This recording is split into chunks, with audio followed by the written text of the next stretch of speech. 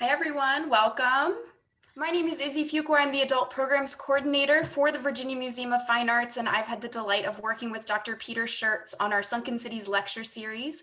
You are joining us tonight for the fourth lecture in that series titled The Art of Object Conservation. Tonight we'll hear from a panel of speakers, and we'll also hear from you, the audience, during our Q&A session. So with that, Peter, I am going to turn it over to you. So thank you, Izzy, and thank all of you for coming here. I'm really looking forward to this conversation. Not because I have much to say, I'm not a conservator, but I love talking to conservators. And tonight's conversation will be between two wonderful conservators, Elsa Sangouard, who is at the Mariners Museum and is working on the Monitor project, who specializes in underwater archaeology, which of course is one of the major themes of our current exhibition, Sunken Cities. Elsa received her MA in archaeology from the University of Nantes. She has worked in various sites in Switzerland especially, and as I mentioned with the Monitor project at a couple of time periods, both in 2008 to 2012. And as I say, she's currently rejoined the Monitor project.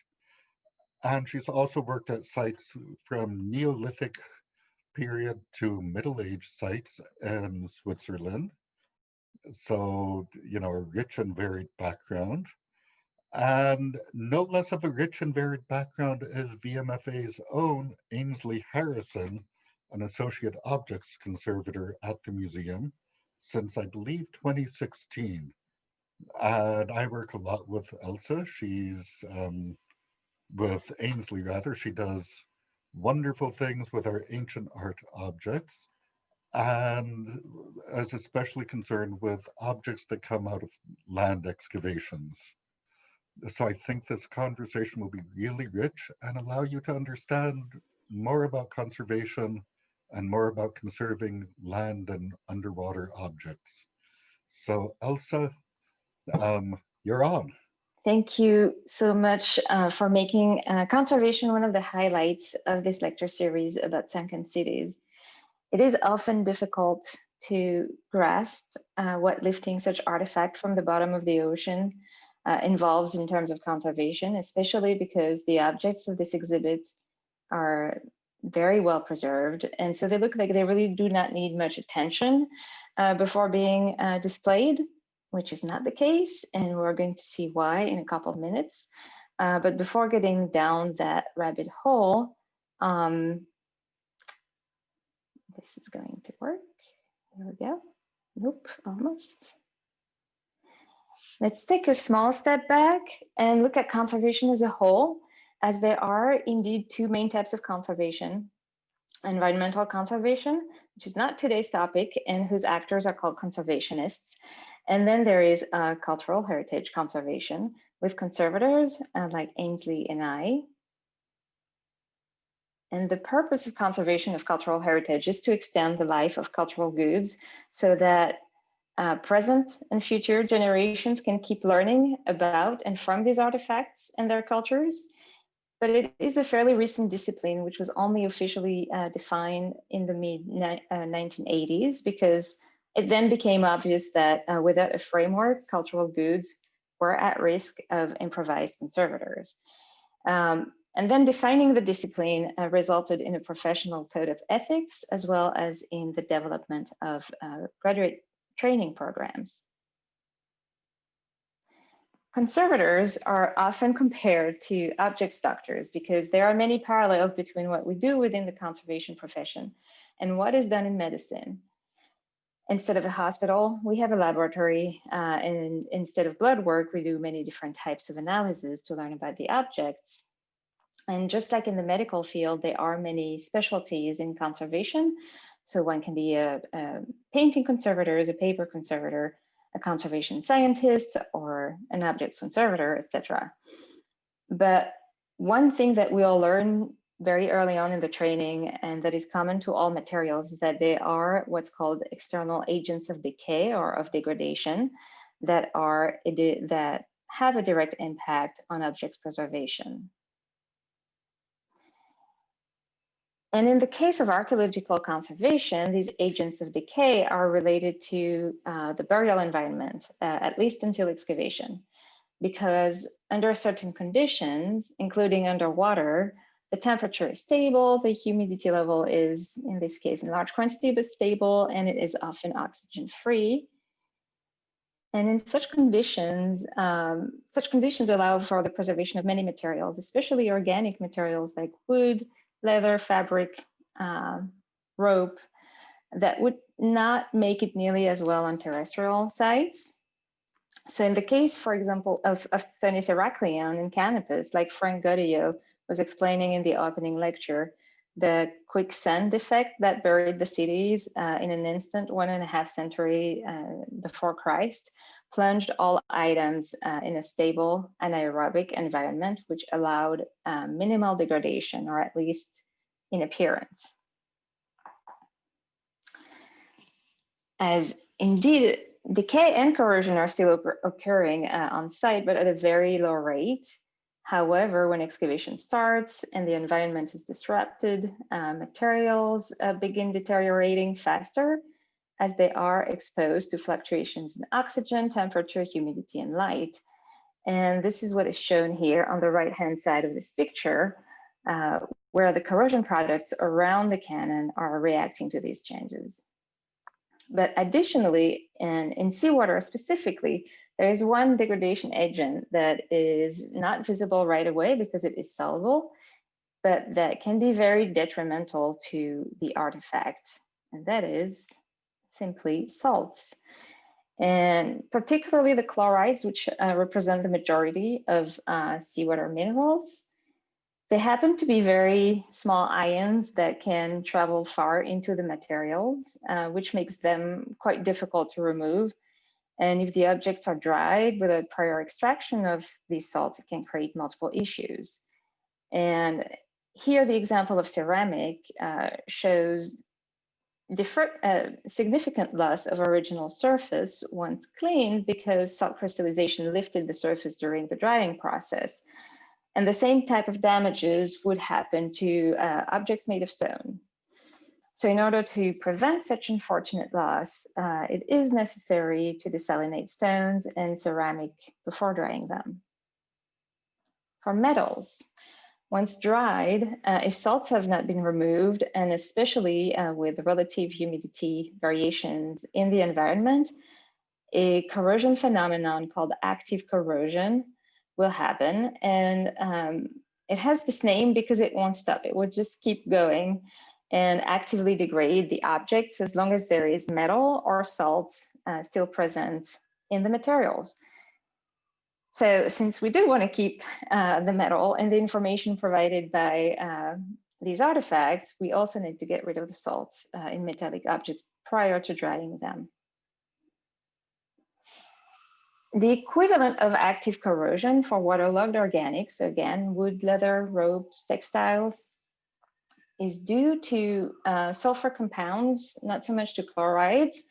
And in this case, it would lead to possible acidification of the objects. And again, especially when there is no climate control around the storage of the storage environment. So here too, we do need to get rid of the salts as much as possible. However, water itself also does a whole lot of damages. There's a phenomenon called hydrolysis that happens over time during burial, and it slowly breaks down the long molecular chains of that are making up the material. So for wood, that would be cellulose, hemicellulose. And worst case scenario, an object's shape can be held together by water only and not by the cellulose anymore. So it looks really good, like this piece of wood, but in reality, there's not much material left. So if they're dried, so let's see if this works. There's a short video showing what happens to a piece of wood if we're not taking care of it. It's coming in a second. Here it is. So it would shrink. It would, like, the cells would collapse, and the artifact would be pretty much forever lost, as well as information that it was that it contained. So we don't want that.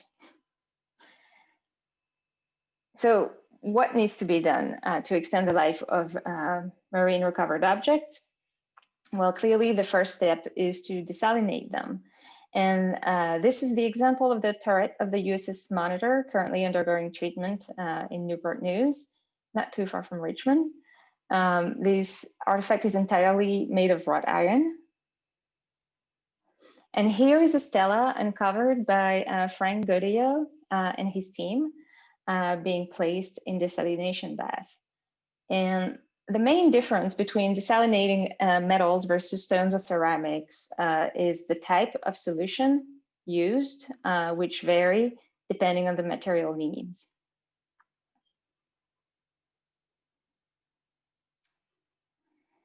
But desalination is also going to be faster when the object surfaces are exposed, meaning when their surfaces are cleaned. So we also clean for aesthetic reason or to answer a particular question from an archaeologist or a curator. But cleaning really helps extract the salts as well. And we distinguish mechanical cleaning from chemical cleaning, and both of these methods generate a lot of research in the field to constantly find the best treatment options, the least invasive, the most reversible, the safest, and or the most affordable. For organic materials, in addition to desalination and cleaning, since we cannot just let them dry in the air, we do have additional treatment steps that are a bit more interventive than what we would do on metals, ceramics, or stones. And in order to dry the object safely, we need to replace the water that is holding the object shape with a material that will not evaporate. And we use a waxy type of material in successive baths of higher concentrations, which is what we call the bulking process. And once this step is done, it can take, which actually could take several months, the object is ready to dry. But then to add a level of safety in preventing shrinkage, we use the principle of sublimation with a freeze dryer, which is the unit located on the bottom right side of the screen here. And what happens in the top chamber of this device, which is where the objects are located, is that whatever water is left in the artifact goes directly from the state of ice to the state of vapor. And the idea with sublimation is to skip the liquid phase of water because while drying, because it adds too much surface tensions in the material. And this drying technique is very practical, very efficient. However, one of its significant drawbacks is that freeze dryers are usually limited in size. Which brings us to another consideration with both the USS Monitor project and Thanis Heraklion expeditions, which is the magnitude of the artifacts. Bringing up such objects of the bottom of the ocean, it's a huge team effort that involves many professionals and years of planning. And it adds significant logistical and safety parameters to a project as well for the object, but also for the workers. Your day is really different whether your object fits on a table or if it weighs several tons and is much taller than you. I mean, just for the examination, the documentation part of the job, things can sometimes get quite complicated. And if some institutions do have artifact handlers as part of their team, but it's not always the case. So for example, on the Monitor project, we are all certified to use gantry cranes and the 40-ton capacity bridge crane located in the lab. And last but not least, just as importantly as active treatment is not, if not more so, it is essential to provide proper storage for all artifacts, especially for marine objects, because in reality, there is currently no method able to tell us that the objects are absolutely salt-free after treatment. And so just in case there's still a few unwanted minerals left in the materials, the best way to mitigate possible active corrosion or active degradation in the future is to keep a stable humidity and temperature around the objects. And I believe that Ainslie will be telling you more about that particular aspects of conservation. So I will leave it to her. And I thank you very much for your attention. Thanks so much, Elsa, for such a wonderful presentation. Hi to everybody joining us here on Zoom. Let me share my screen.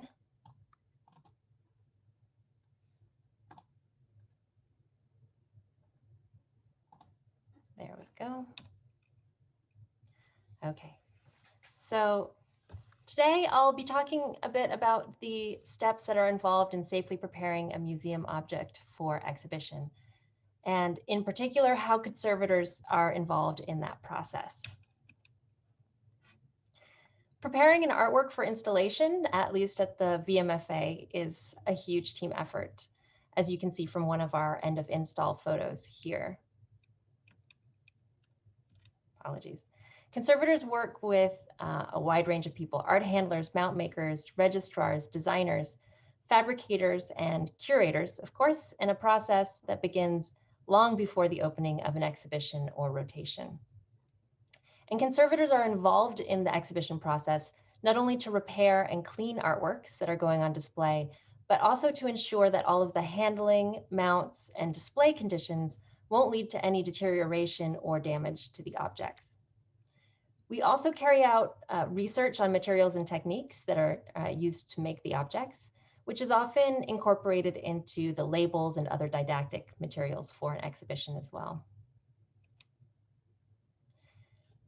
Ensuring a safe environment for artworks falls under the category of preventive conservation, which Elsa touched upon, and which is a huge component of our field.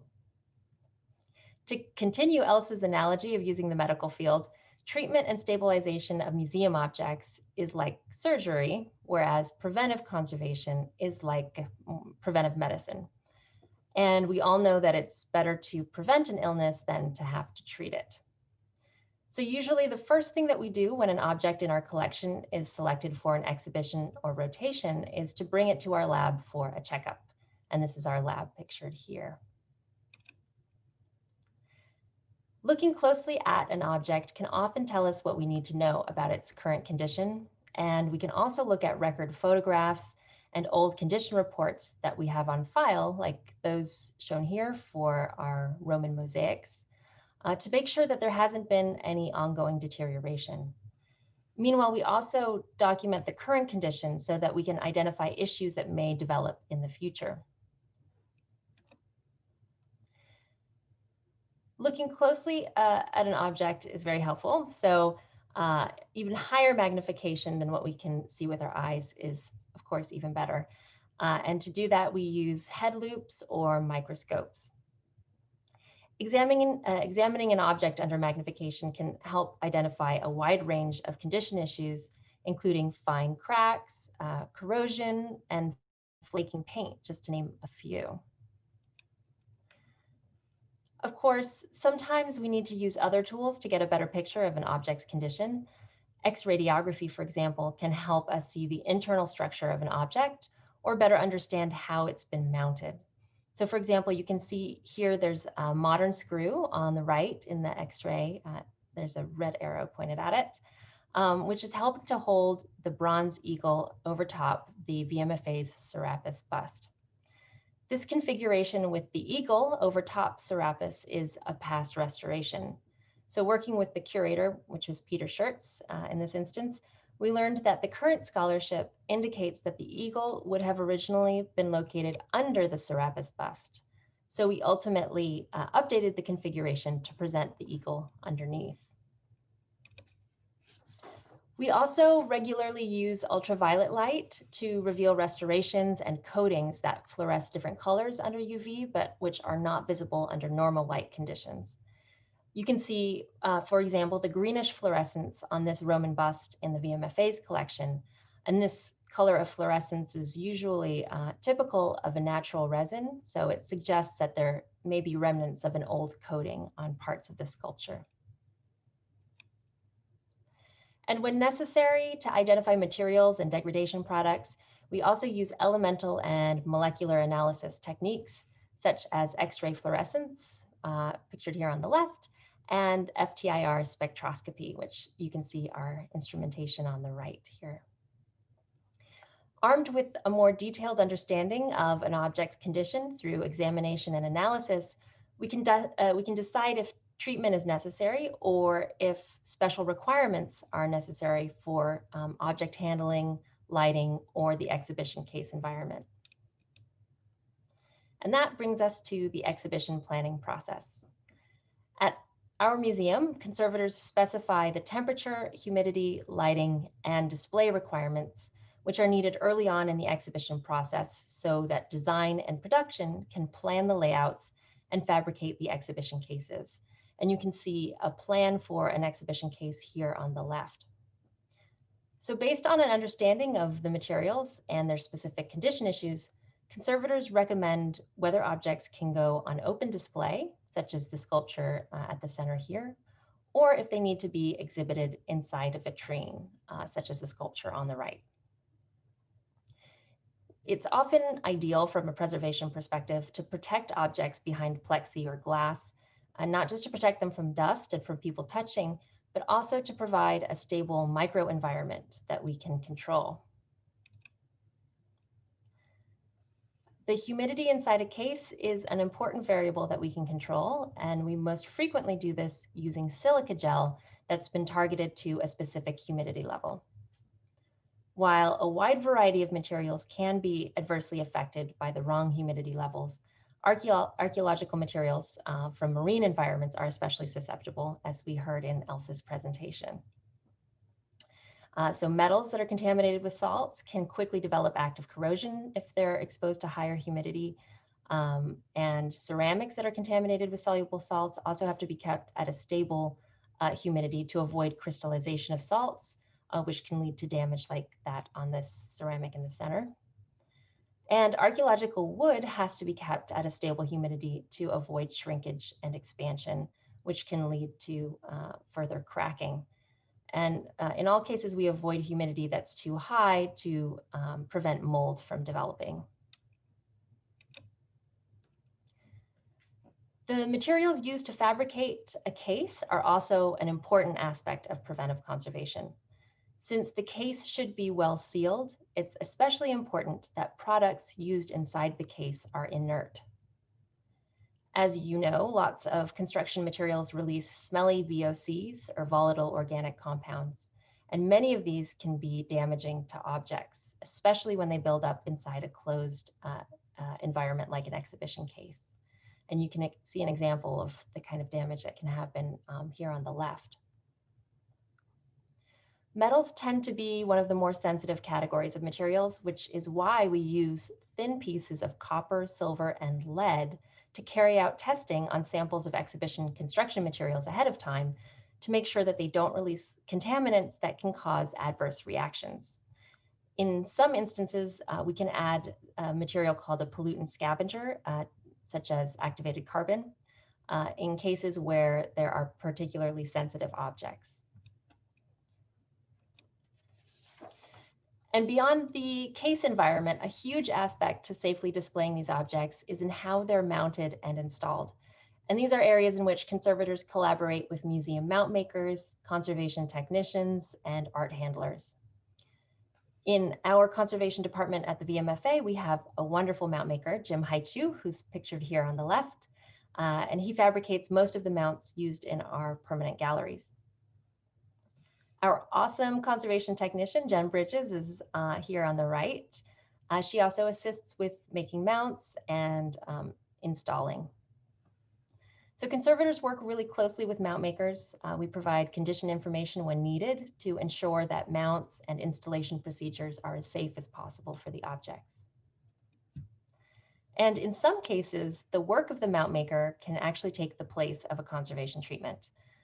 While the mounts for the Sunken Cities objects were not fabricated in-house, since this is a traveling exhibition, they are actually great examples of using mounts to assemble fragments of artworks together, rather than having to join all of the pieces through a more invasive conservation treatment.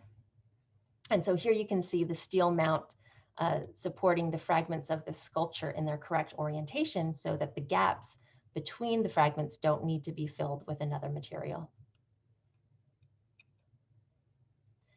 The other key component to safely installing an object for exhibition is the team of art handlers or installers. And our art handling team at VMFA is fantastic. They are incredibly skilled at rigging, moving, and installing artworks of all shapes and sizes. They carefully plan out the installation of each individual piece, and they consult with conservators to better understand the object-specific vulnerabilities.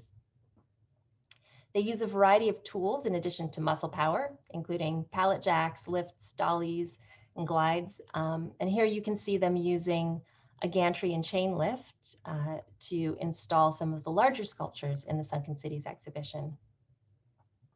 And you can imagine the care and attention it takes to move such large and heavy objects in a way that's both safe for the sculpture and for the install team. And I have to say they did a really impressive job installing the Sunken Cities exhibition here at the VMFA. But even after an exhibition is installed, there is still work to do. Our conservation technician regularly brush vacuums all of the artworks on open display to prevent the buildup of dust, which can lead to other condition issues down the road. An object and objects that require a specific microenvironment have to be monitored. We use devices like that pictured here in the top right. So the sensitive archaeological wooden sculptures in Sunken Cities are a great example of this, where we've been able to maintain a stable humidity at 50%, which is the blue line here, and a stable 70-degree temperature shown as the black line in this plot. So that's just a bit of what goes into preparing objects for installation in the museum, at least from a preventive conservation perspective. Our goal in conservation is to be able to share our collection with the public while also ensuring that it can be preserved for future generations as well. Thank you. Okay. Thank you, Ainslie, and thank you, Elsa, for both of your wonderful talks. Ainslie, I wanted to congratulate you because I understand that the Arts of Africa publication just came into the museum today. And that was a collaboration, if I remember, between the Conservation Department and our African art curators. Curatorial department. Yes. So I wondered. Headed by Richard Woodward. Yeah, so that was a multi-year project, and we're very excited to have the book come out. Well, maybe because, you know, you and I have worked together, maybe talk about a little, if you could tell people what's it like working with curators, what are some of the issues, and how do you decide as a conservator, how to get something, what level of preservation and what moment in an object's history are you going for when you are getting ready for something to go on display in the permanent gallery, for instance? That's something, it's true, I didn't really touch upon very much in this presentation, except the example with the Serapis bust that we worked on together. We conservators work really closely with curators, and every time we put together a plan for a treatment, it's always in consultation with curators, because we have to know not just the context of the object, all about its the materials that are making up the object and the physical elements to it, but also the curator can shed light on the art historical aspects, and they have an idea of the goals of displaying the object. For example, if an exhibition is focusing on the aesthetic characteristics of an artwork, then we might choose a different treatment path than if an exhibition is focusing on the life history and using the object as a touchstone to history, in which case we might not do as much aesthetic treatment to an object, and we'd maintain any of the historical damage to it. So that's something that we do regularly here at the VMFA. Every treatment that conservators do, we prepare a treatment proposal that is signed by a curator and the conservator. So it's really a collaboration. And I'm sure Elsa has some insight into this as well, especially working with archaeologists. That was my next question, actually, Elsa, because Yeah. you know, a lot of your work's with archaeological material that not necessarily is going on view. And does that change the approach of a conservator? Well, yes, it will, definitely. But the idea is almost, so our goal in general is to stabilize the artifacts. It's the big word, which is really to make sure they're not going to degrade further. And then the degree to which we clean can depend indeed on the end objective of like what is the object going to be on exhibit? Is it going to somehow remain in storage for a very long time? That can vary on, yeah, that can change a lot of things. Yeah, I'm thinking, for example, of a code from the USS Monitor that we backed on large panels to, it helped at the same time protect the artifact, so it stabilizes it physically, but we made it so that it's also presentable, so that on exhibit it looks good as well, but it didn't have to look that good.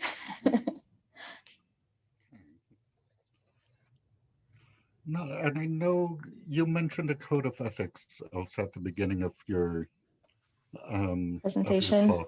presentation, and I think ethics is something people may not think about as really entering into a discipline like conservation or necessarily even in museums. And maybe you could talk a little bit more about that aspect of your field. Yeah, absolutely. One big aspect, so we all have to have, okay, as I was kind of touching at the beginning of the presentation, the discipline is still very young. And so early on, there were no rules. I would say maybe the code of ethic is kind of our main rules. And sometimes today we're faced with artifacts that were conserved with techniques that are not reversible. Meaning today we have to damage almost the artifact if we want to protect it. So one aspect that is a very important part of the code of ethic is to use reversible products and to choose, and to test products that later are going to be removed easily by future conservators if need be, hopefully not. And also materials that are not going to impact the objects for potential new techniques of analysis in the future. So these are very important part, and that's why there's a lot of research going on in conservation just to try and find these miracle solutions for us. I know one of the public questions we've already gotten, I'd encourage everyone to add to the Q&A session, talked about knowledge of chemistry, and I wondered if either of you could talk a little bit about how do you become a conservator? I didn't even know such things existed when I was in high school or college, or frankly, even most of grad school. Do you want to go, Ainslie, or? Sure. Well, I mean, we can actually, I'm sure we have different perspectives here. So in the US, or actually in North America, there are 5 different graduate programs. So usually to become a conservator, one goes to graduate school. And the prerequisites for graduate school, at least in North America, are chemistry, art history, studio art, and also some hands-on experience working in a lab, working with objects. So all conservators who go through graduate school do have some chemistry background. And then of course, in graduate school, you really continue to learn chemistry, but how it applies to conserving objects and how they degrade. Is it similar, Elsa? Yeah, my training was a bit different than what how they are set up here on this continent. I was trained in Switzerland because for archaeological objects conservator in my mother tongue, there's either Paris or Switzerland. And I went there. The program was excellent. It was 4 years though, so that's intensive. And there was a lot of chemistry going on. It was yeah, almost every year we had chemistry and anything related to analytical techniques. And I also, before getting into the program, I had a background, 2 years of physics and chemistry at university also. So yeah, it's most students enter in with a background in chemistry or in science? Not necessarily, but I would say that it really helped also and still helps. Yeah. But that's what's really neat, is that it's really a cross discipline between art, archaeology, and science. And that's, yeah, that's really neat. And you know, one of the striking things that I found with the Sunken Cities exhibition and excavation is there's a big graphic of a sycamore wood boat in the exhibition. And it's a graphic because they didn't want to bring it to the surface. And I wondered, like, when do, you know, I assume that it's a discussion partly between conservators and archaeologists of, you know, maybe it's better not to touch this. Maybe we should just cover it back over, let the sea cover it back over. How is that determined, and when is it determined? And Well, I think the main determination has to be done with the financial and the plan. You have to have a plan if you're taking a boat made of wood, or any boat, but specifically made of wood, from the bottom of the ocean like this, because you know, the freeze dryer that I was mentioning in the presentation, it's a very pricey piece of equipment. And the bigger, the pricier it is. And so they are in the world, there are not that many of them. And so if you're going to take like a whole boat, it's going to cost a lot of money. So I think the determination is also made there. But then the question is always, with new technology in the future, aren't we going to be able to study it better even if we leave it as is? So if you excavate it, you document it, do the examination as needed, and yeah, depending on the plans and definitely the finances that you have, it's probably better to put it back. If it's stable, just keep it stable underwater. Mm-hmm. is it a similar to Ainslie? I know you've worked on land excavations. Are there similar discussions and calculations on land? Yes, yeah. Some I've worked on sites where the decision was made to cover up part of the site until there were resources and time available to re-excavate that. And of course, every season, you know, if you're not done excavating down to the bottom of a site, every season it gets covered up with the geotextile, specific type of textile, and then dirt. So it is a method that is used to preserve archaeological sites. Burial as a mode of preservation. It's an interesting notion, actually. Do you use the same types of materials for underwater and land objects? Or, I mean, I know that you had mentioned using also, you know, something to stabilize things as the water is sucked out of objects, but use similar materials for other things, or and how do you decide on the materials?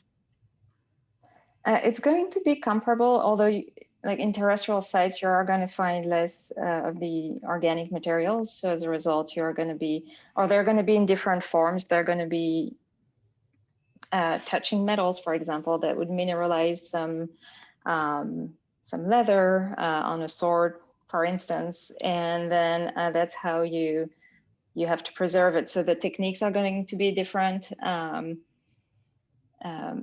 otherwise, for the metal, just plain metal, the principle is the same.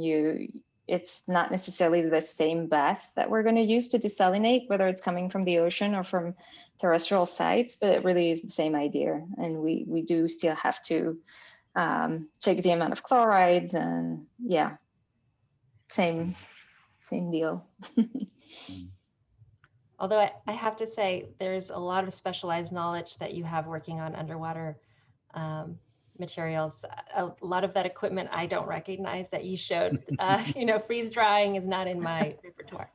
Yeah, we also, for metals, this is true, there is also, we're going to use the help of electricity. So if you remember the image of the turret, yeah, we use a technique called electrolysis.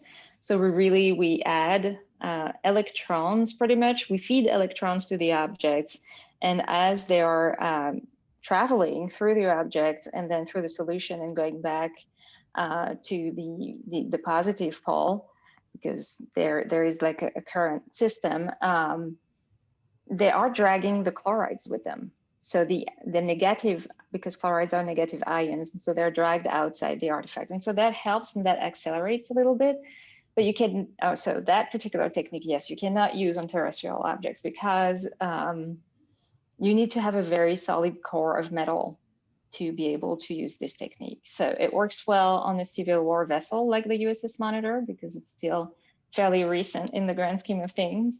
But yeah, you would not use that on a knife or anything from Thanis Heraklion, for example. You would end up having no more objects, probably. Ainslie, I'm actually curious as I think about the Arts of Africa project. My world is pretty simple. We have ceramics, we have metal, we have stone. Occasionally we have cloth, but usually, and occasionally leather, amber, but usually not in conjunction. And with the Arts of Africa, and with so much of the work that you do in objects conservation, you're dealing with all sorts of different materials. And as a conservator, these things often aren't produced in order to survive forever. They're produced for a specific function and period.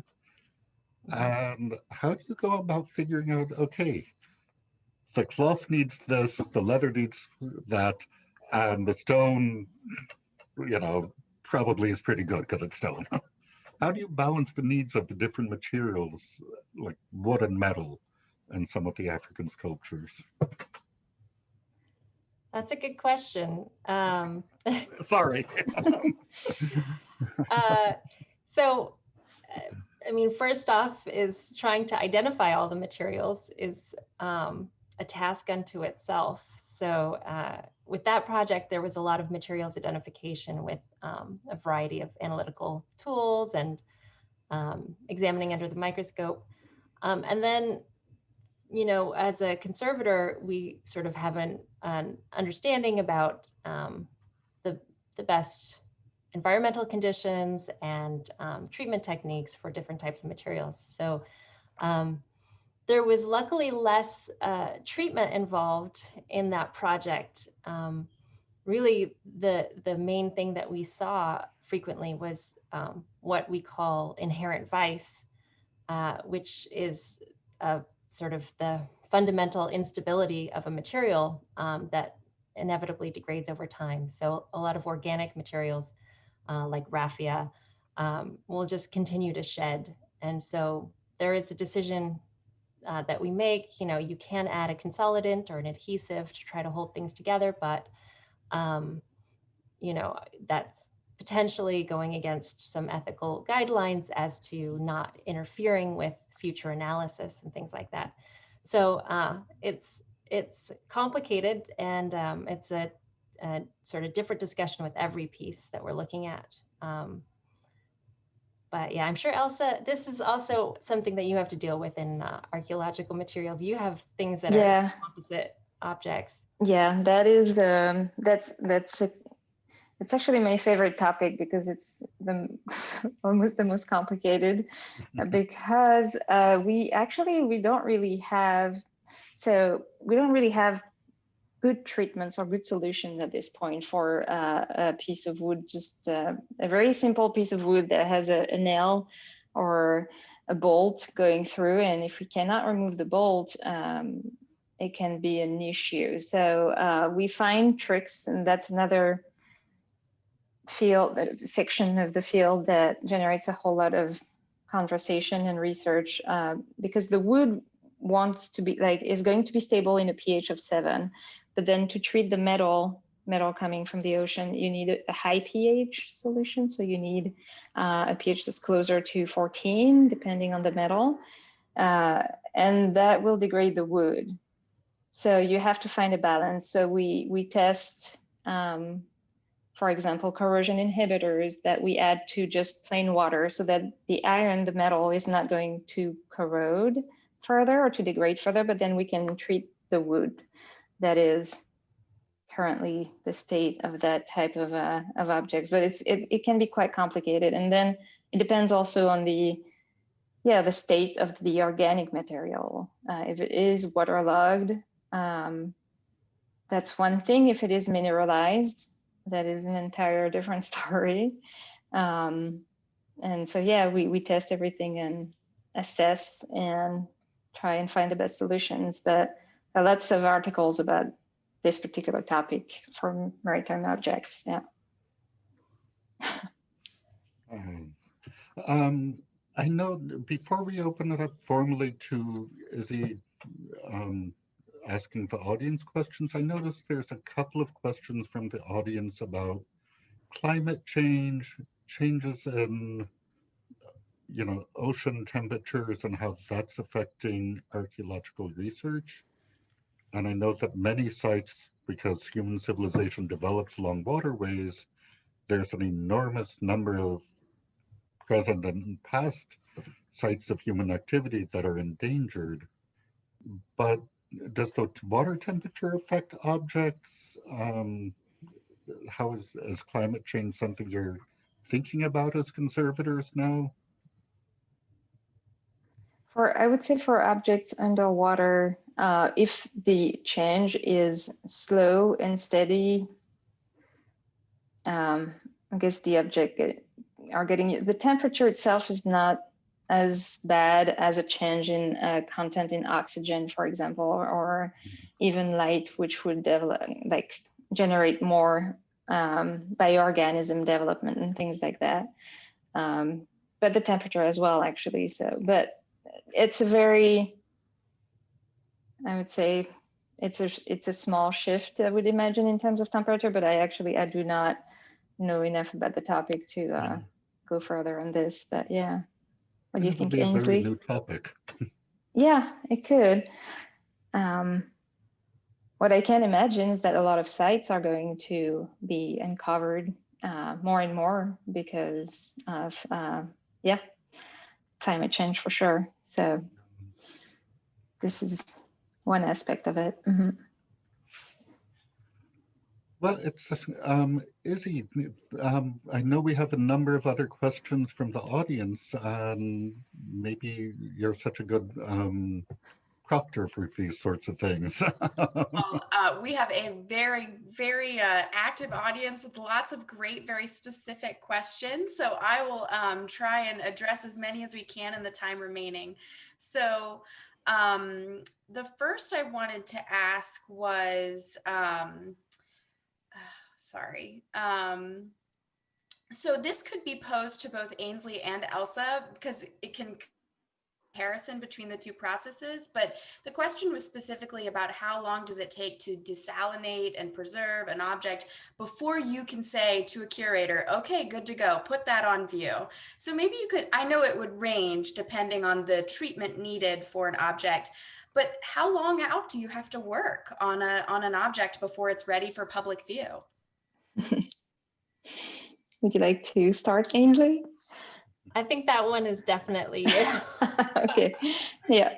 All right, so I have worked also on like terrestrial archaeological metals, and in this case, the desalination is I would say what I think is quick, which is about 3 months or so, 3, 4, 5 months. But you have to test, and then you change the bath, and then the idea is that the concentration of your salts is lowering as like in each bath, and so eventually you're low enough that you can consider without destroying the object and looking at exactly the amount of salts left in there.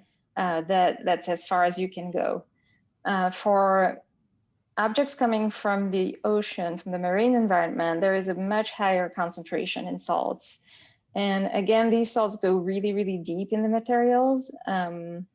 The turret of the monitor, for example, is 8 inches thick. So it's 8 times 1 inch metal plates that are bolted together. And the salts are likely between each plates, and we can only do the best we can. So again, using other methods like electricity to try and speed up the process a little bit, but it is a very lengthy process. Changing the bath also of such artifacts is an interesting process. It's just not something that you do every week, because it takes about a week just to change the bath. So it can take, I would say, between 3 months to 10 years, really. That's the spectrum to desalinate objects. Mm-hmm. Wow. Mm-hmm.